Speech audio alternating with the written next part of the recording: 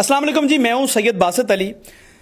TikTok live जो होता है वहां पर खवातीन गलत हरकत कर रही हैं, आप सबको पता होगा। इसकी साजिश कादियानी कैसे कर रहे हैं वो मैं आपको बताता हूं। अस्सलाम वालेकुम। वालेकुम अस्सलाम। आपने टिकटॉक पे किस नाम से आईडी बनाई थी?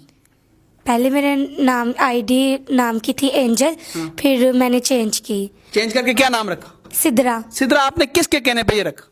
क्या सारी कहानी है वो बताओ। पहले मुझे गिफ्टिंग आती थी तो मैंने फिर उनको बोला मुझे ज़्यादा से ज़्यादा सपोर्ट करें, तो फिर उन्होंने मुझे बोला कि आप अपनी आईडी चेंज करें। मैंने अपनी आईडी चेंज करके। आप गैर मुस्लिम हो? जी। मुसलमान नहीं हो ना? नहीं।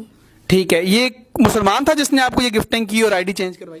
पहले तो उसने मुसलमान ही बताया, फिर रेंट पे आकर उन्होंने मुझे कादियानी बता दिया। कादियानी हो गए मैं? अच्छा जी। तो ये आपको लगता है ये हमारी नस्लें तबाह हो रही हैं आगे? आपको नहीं लग रहा बच्चे देख रहे हैं गलत साइड पे जा रहे हैं? वो भी आप तो मुसलमान भी शुरू हो गए हुए हैं, सच बताऊं आपको। तो याद रखें ये कादियानियों की साजिश है।